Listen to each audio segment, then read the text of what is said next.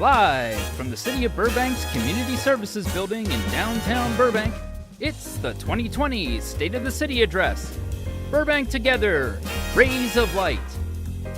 Featuring Burbank Chamber of Commerce Board Chair, Steve Mora. Gino Gaudio singing the national anthem. And representing the entire Burbank City Council, our event's featured speaker, Sharon Springer, Mayor of Burbank. And now, here is your host, Burbank Chamber of Commerce CEO, Jamie Kieser.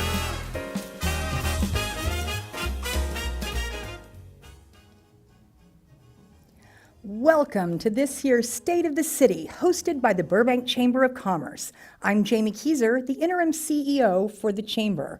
For those of you who have never watched or attended the Burbank State of the City address before, we welcome you. And for those who have previously attended, welcome back. Normally, this event is held as a luncheon, but with COVID-19, like everyone else, we have pivoted and adapted our event for the better by offering this live broadcast. This year, you will learn what's happening within our world-class city, the media capital of the world, from the comfort of your home or office. One of our beloved traditions each year at this event is the singing of our national anthem by the talented Gino Gaudio. Please enjoy his beautiful voice. Oh, say, can you see by the dawn's early light what so proudly we hailed at the twilight's last gleaming, whose broad stripes and bright stars through the perilous fight o'er the ramparts we watched were so gallantly streaming, and the rocket's red glare, the bombs bursting in air, gave proof through the night that our flag was still there. Oh, say does that star-spangled banner yet wave o'er the land of the free and the home of the brave? Thank you, Gino. That was fantastic. This has been a historic year for the Chamber because we're celebrating our 100th anniversary. And as we embark on our second century of existence, we are making changes that will create a stronger, sustainable chamber for the future. To learn more about this, I'd like to introduce our current board chair. In 1992, Steve Mora founded Metropolitan Culinary Services, the food and beverage provider at Hollywood Burbank Airport. The airport has been good to him. He met his wife there 37 years ago, and now their lives are full with 2 beautiful kids, a grandchild, and 4 dogs. Steve is a former New Yorker and the son of 2 Holocaust survivors. He sits on the board of the YMCA. Steve is a true Burbanker. He is dedicated to our city and helps improve it by freely giving of his time. And here's a fun fact. Steve's favorite ice cream is pistachio. Ladies and gentlemen, Steve.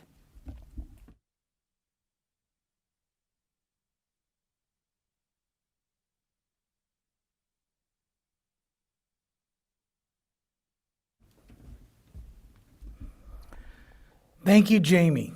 The Burbank Chamber of Commerce is celebrating its 100th anniversary this year.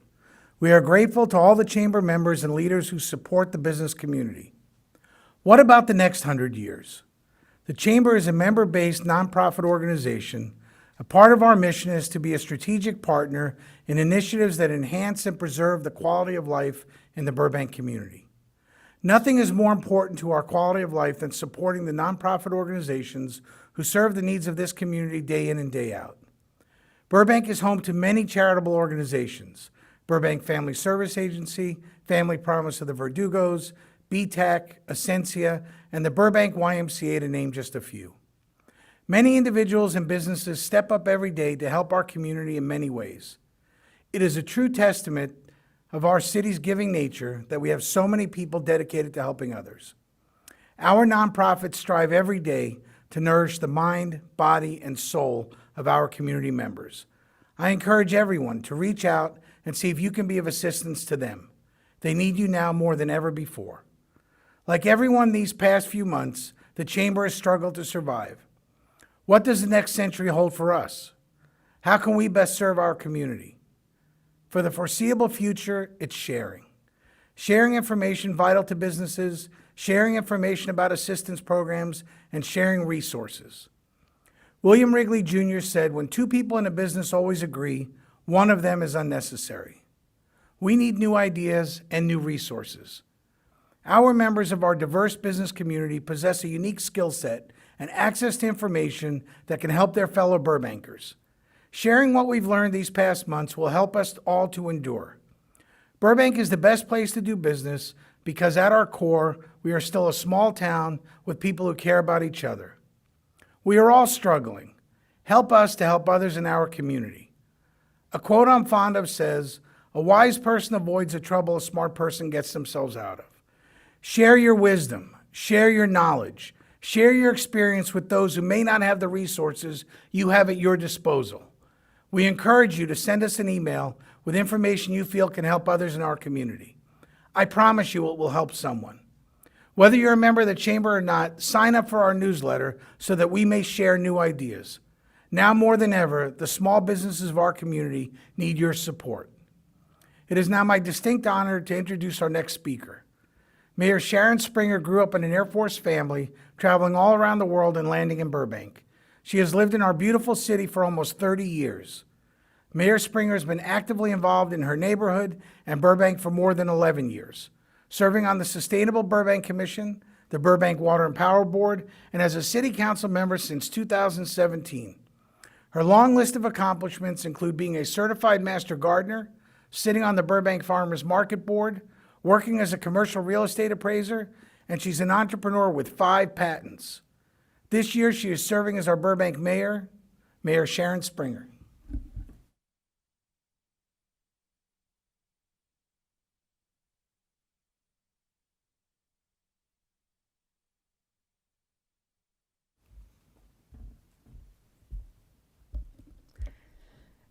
Good evening, and thank you for coming to the Burbank 2020 State of the City Address. Light shines in the darkness. We encounter darkness in our lives, but darkness will never overcome light. We have the light within us to move Burbank forward. When our world has been turned upside down and there has been no direct path, the city of Burbank has come together to follow our own collective light, leading towards continued hope and optimism. Things this year have definitely changed. We have sacrificed together, staying at home when all we wanted to do was to be together and spend time with our families and friends. We've donned face coverings, hugged each other from afar, encouraged elbow bumps, and have been reminded once again how important it is to wash our hands. Yes, Mother did know best. Additionally, we witnessed the tragic death of George Floyd. Black Lives Matter. Burbank Police Department responded with compassion and competence during the marches, protests, and rallies. They're committed to constant improvements, serving all of Burbank's residents with equality, respect, integrity, and excellence. Pandemic, social unrest, record heat, and fires. This is a transformational, regenerative, and evolutionary year. Yes, our society continues to change. And through it all, people have come together.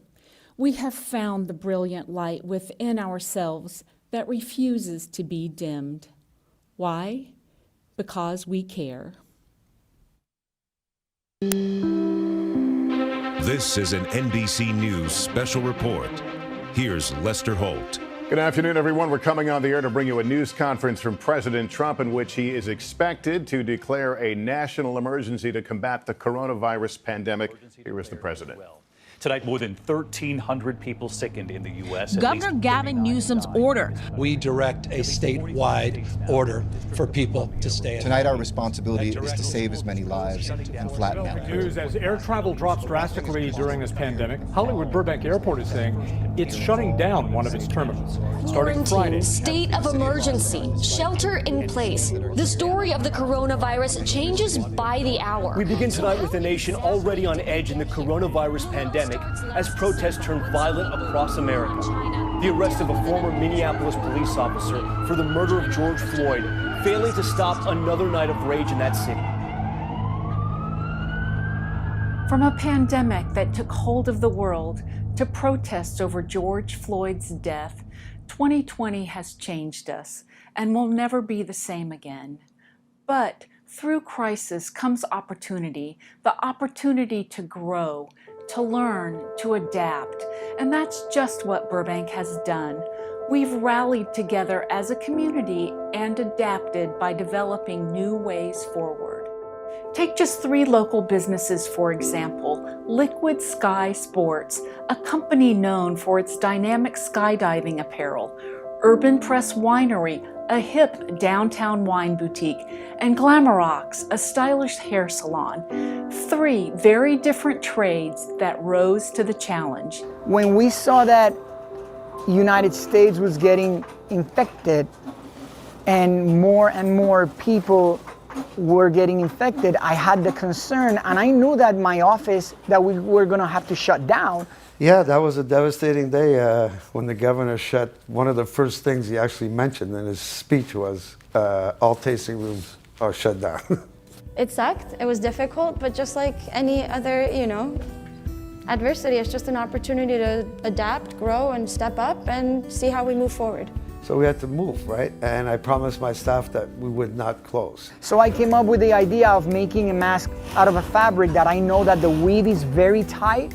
And within 24 hours, we built a website. The hand sanitizer was, I knew a couple weeks before that it was already becoming a shortage problem. Since we have the capability and we were able to make it, it was like, okay, let's serve our community. A lot of our customers are, frontline healthcare workers, and they didn't feel comfortable going to work, with their grays out or not maintained.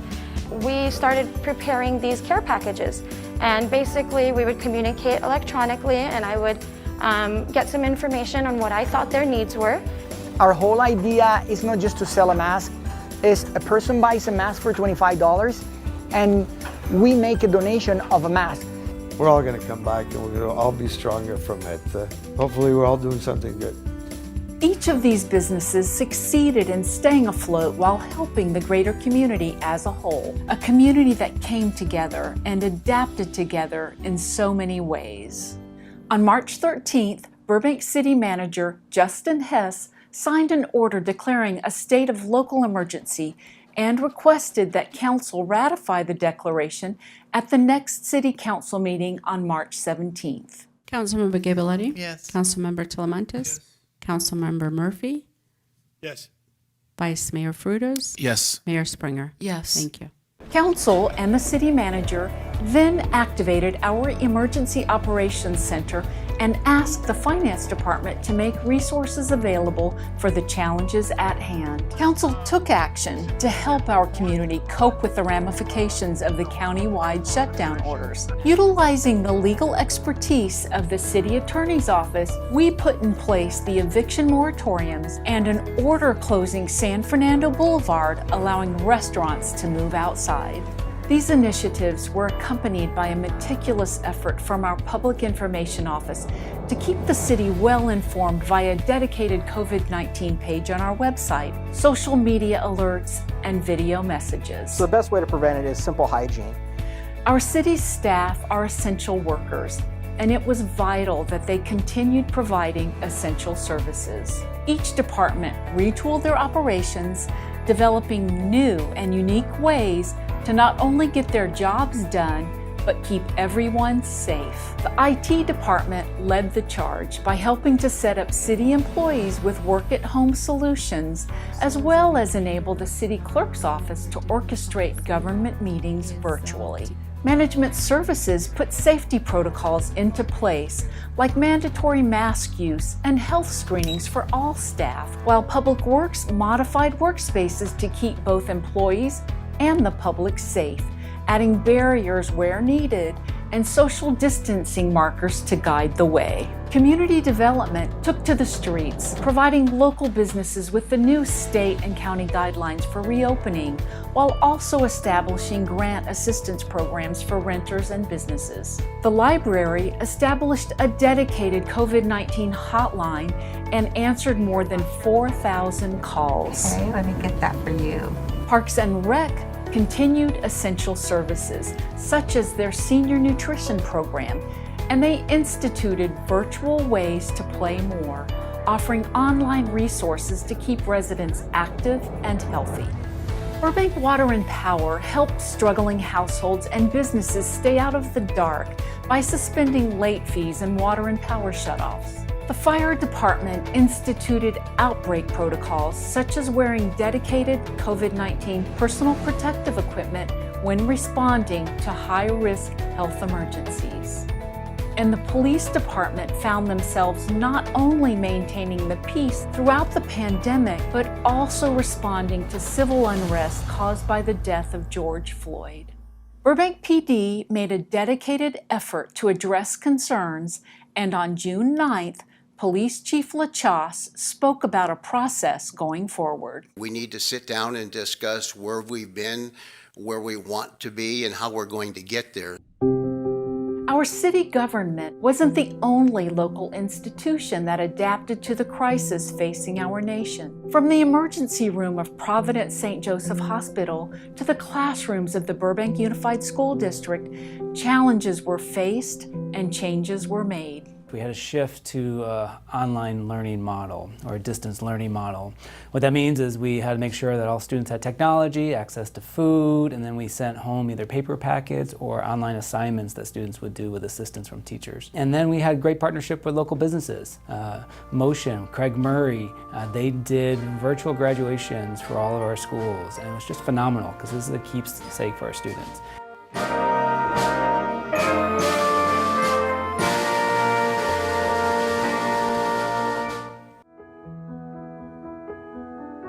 The empty hallways of Burbank schools have been in strong contrast to the busy passageways of Providence St. Joseph. Never before has it been so obvious how vital it is to have a strong medical institution like St. Joe's in the heart of our community. They have been at the front lines of Burbank's defense against the coronavirus, beginning in March when Burbank's own patient zero, Greg Garfield, landed on their doorstep in need of life-saving help. Just a challenging time right now. It's what? It's just a challenging time right now. Because you just want to go home and you want to be home and just be... I just wish this never happened. I remember it was March 5th, 2020. Got a call from Dr. Kishnev, our emergency room doctor. He just said, we're getting our first COVID patient. And I took a big gulp. This was kind of a special fear that was put into, fear of God was put into us in the emergency department. And when we heard about what our colleagues were going through in Italy and New York, that really solidified those fears for us. When I first saw Greg, he was also very scared because he had seen what had happened to other patients with it. He was still fully awake and alert. He was only on a little bit of oxygen. We had a conversation. I told him that we would put him in the intensive care unit because of the potential that things would go bad. And sure enough, he started to go bad. I think he was a shock to all of us because he's so young and healthy and we didn't expect him to be so sick. A lot of people didn't expect him to survive. And I remember thinking, okay, and I told him everything's gonna be okay and he's gonna walk out of here. And then I remember there were a few days where we didn't think that was gonna happen.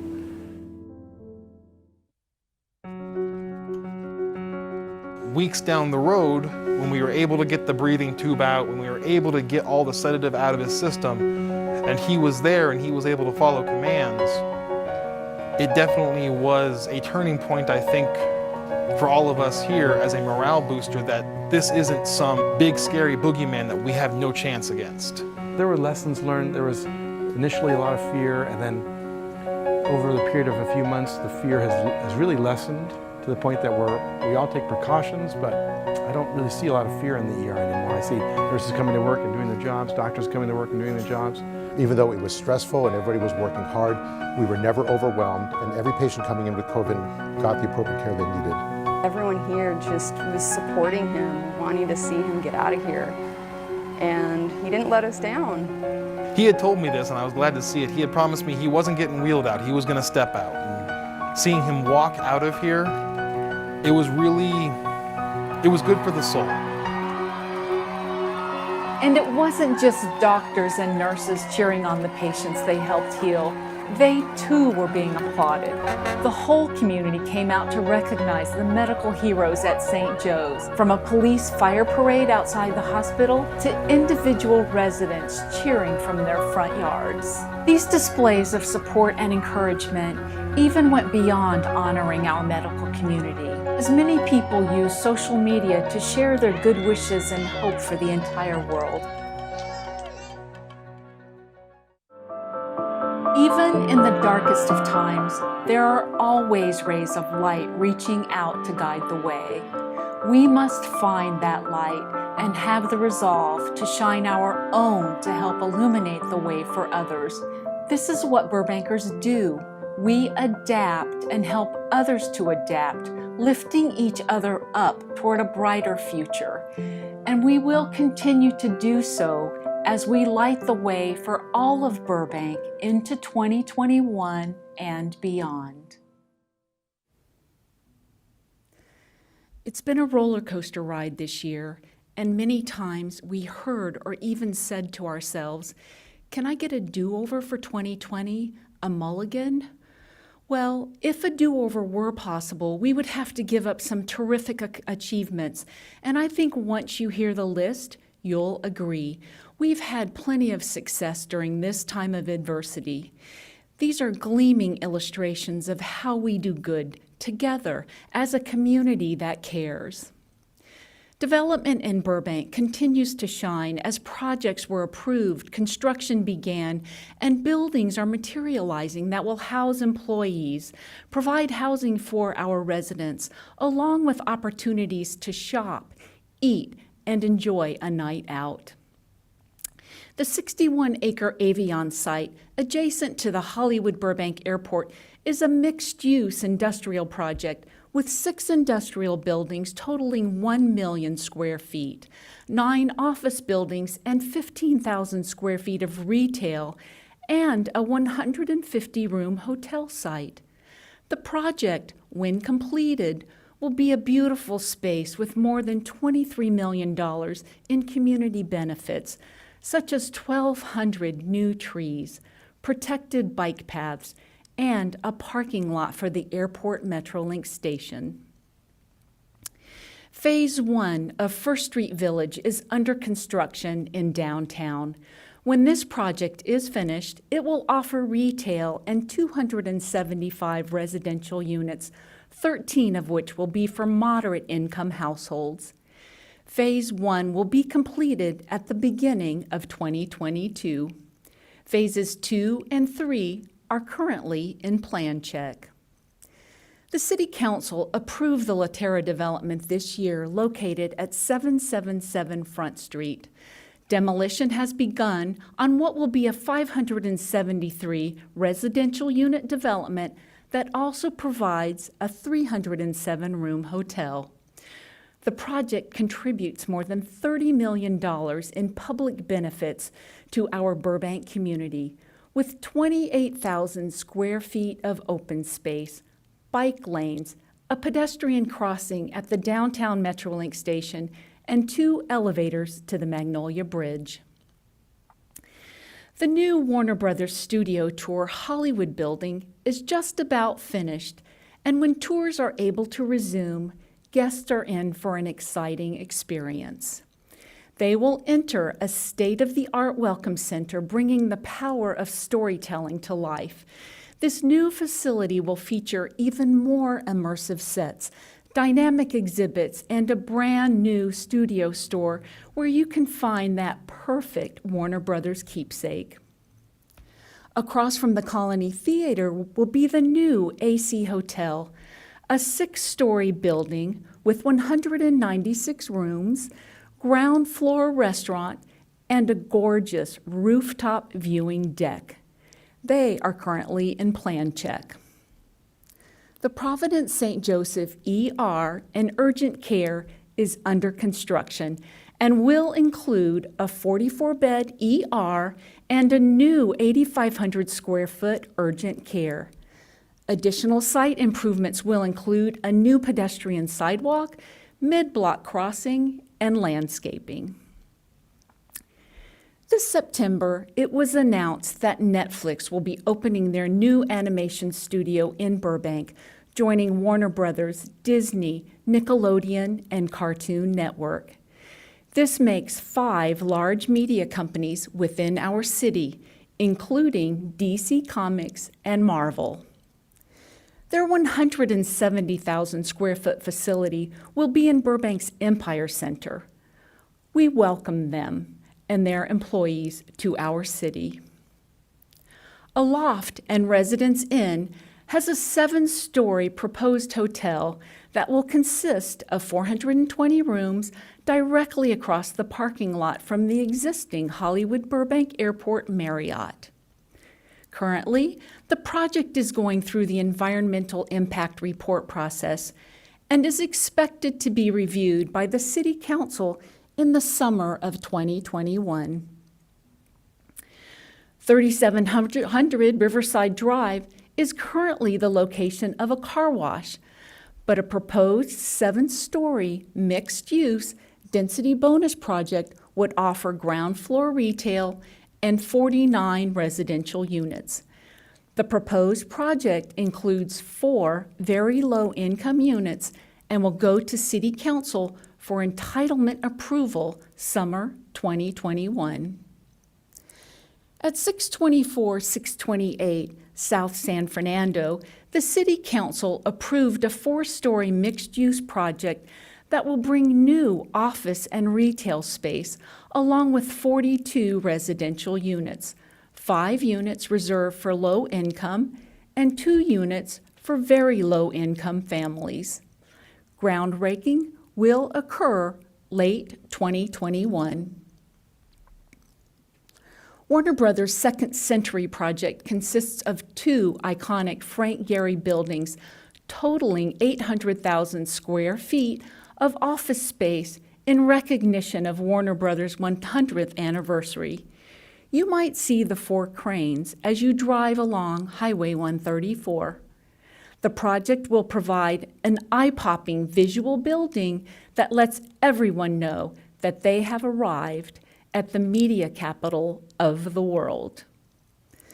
The second and final phase will be completed in 2023, in time for their centennial anniversary.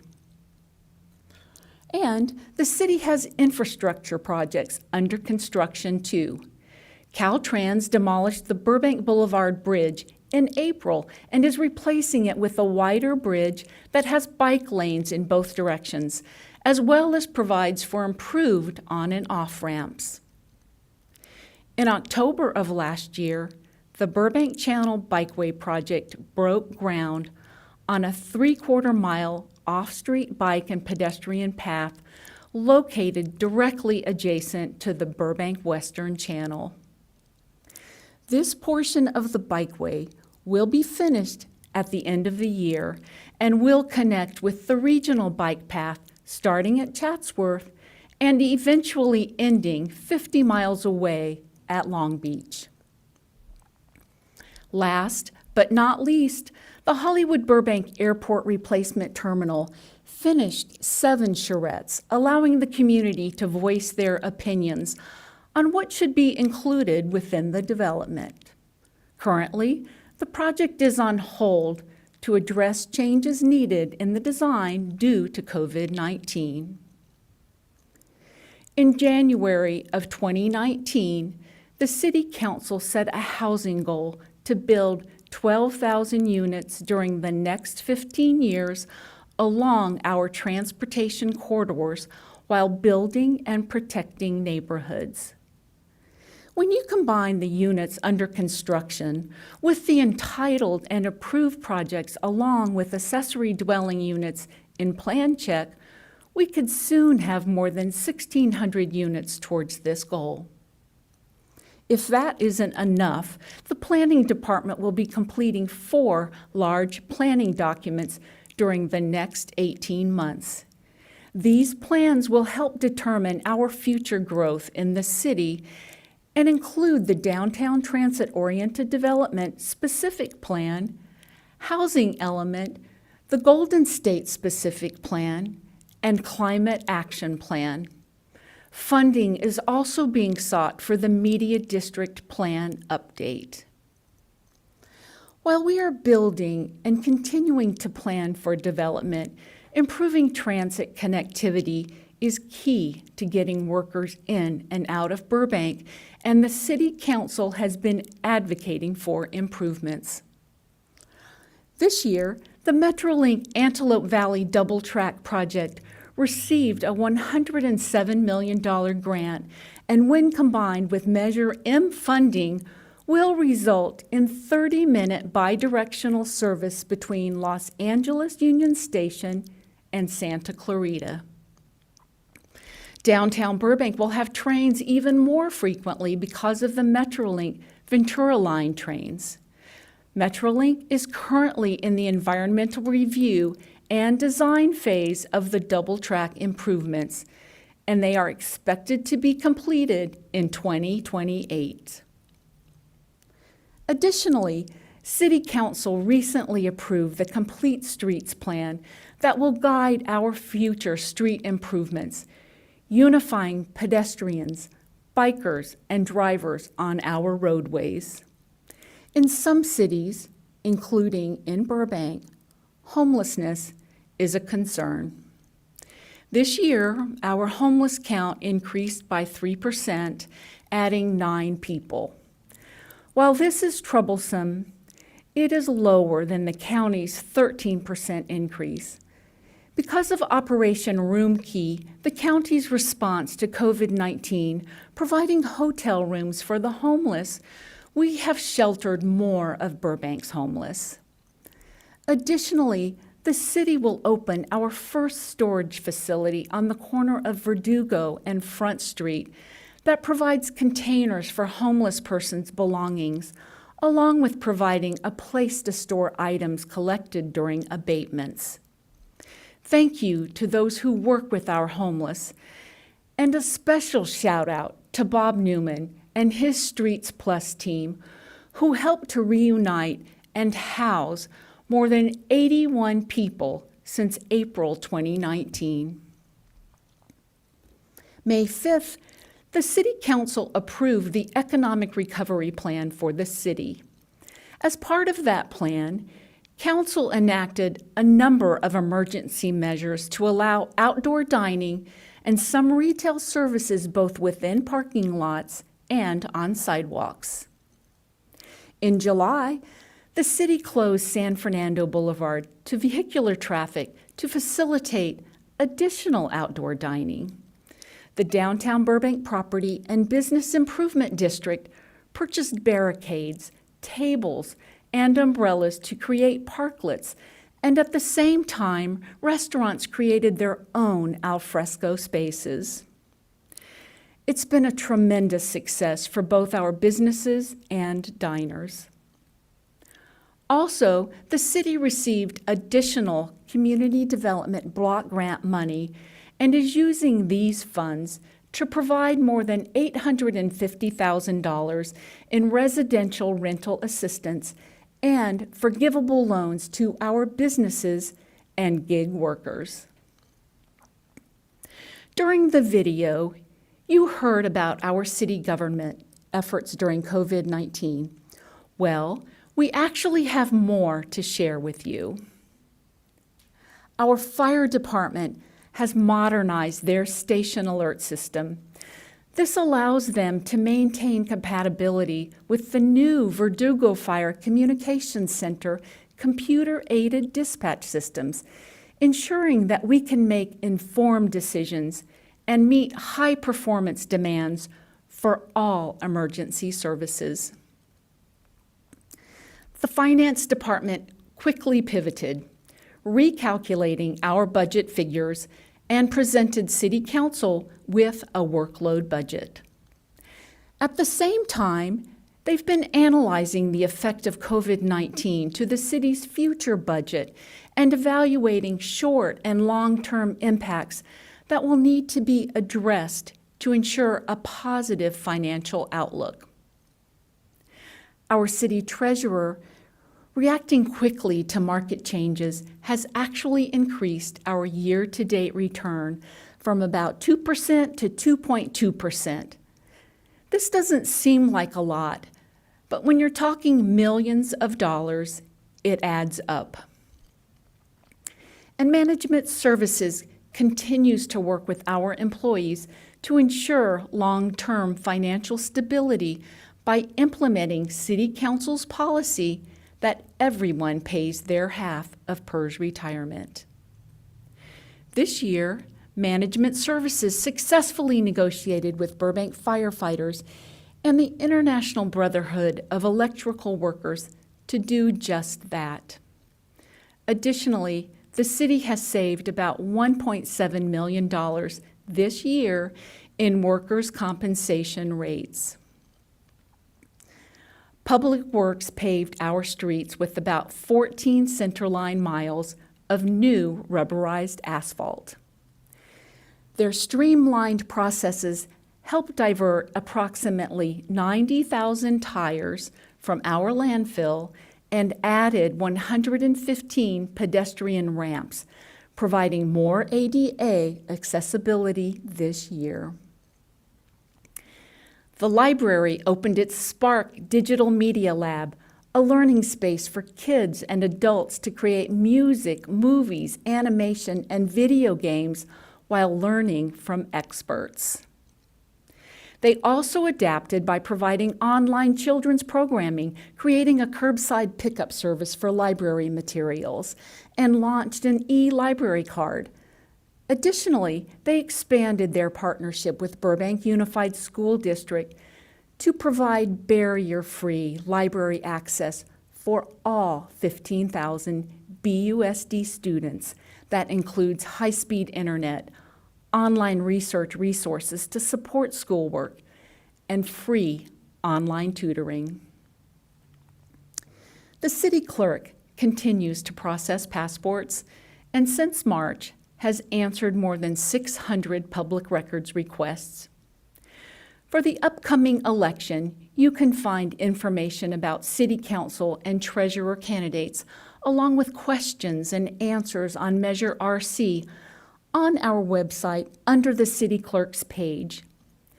Please vote by mail, in person, or by dropping off your ballot. Locations can be found on the city's website. The police department continues to exceed their response time goals. This year, response times for Priority 1 calls for service averaged a little less than 3 minutes, and all calls for service averaged a little more than 14 minutes. Total crime rates have decreased year over year by 7.2%, and there has been a 43% reduction in robberies and a 12% reduction in thefts. The police department received national recognition this year for solving a 33-year-old murder case using DNA and genealogy. This is the first case ever to be filed in LA County based on genetic genealogy DNA evidence. Parks and Recreation was highly innovative in their approaches to new requirements. More than 43,000 meals were delivered to seniors and disabled Burbankers using Burbank bus drivers and drive-through pickup. Another essential service they provide is Project Hope, which partners seniors and disabled adults with volunteers providing assistance. To date, there are 45 volunteers helping 81 residents in the program. More recently, our ball fields have been open to fitness instructors, and our after-school days program is in operation, serving 96 children weekly. Always thinking green and sustainability, Burbank Water and Power launched the Green Choice program that allows residential customers a way to acquire renewable energy credits. By paying 1.8 cents more per kilowatt hour, or about $10 per month for most customers, each participant offsets 4.7 metric tons of carbon per year. And BWP's AC Replace Before It Breaks program offers a rebate up to $1,500 to help residential customers replace their old, costly central air conditioning. Early replacement saves energy and avoids R22 refrigerant, which is not only toxic, but harms the ozone layer. All of these efforts are supported by our internal service organizations, including our Information Technology Department, City Attorney's Office, and the Public Information Office. We could not do it without them. It's been a trying year for all of us. Within Burbank, we have lost residents and loved ones to COVID-19. And my fellow council members and I send our thoughts, prayers, and deepest condolences. Stay safe, take care of each other, and help and support your neighbors. Thank you for your patience and your kindness. We are persevering, we are adapting, and we are strong. Caring for others is our true strength. I ran for city council because I wanted to be a proactive participant in responsive government. We look forward to better times where our collective shining light will become brighter and brighter. Burbankers are strong people. We write our own story. Our city council continues to build on strengths, our resilience, and the desire to serve you. Let's be the light for each other. I'd like to recognize my fellow council members, Vice Mayor Bob Frutos, and council members Jess Talamantes, Emily Gable-Luddy, and Tim Murphy. Thank you for working with me this year and for your dedication to Burbank. Lastly, on behalf of all of the City Council and our city staff, thank you to all of our residents, businesses, visitors, and employees. You bring us out of the darkness into the light. You are the brilliant light shining over our world-class city.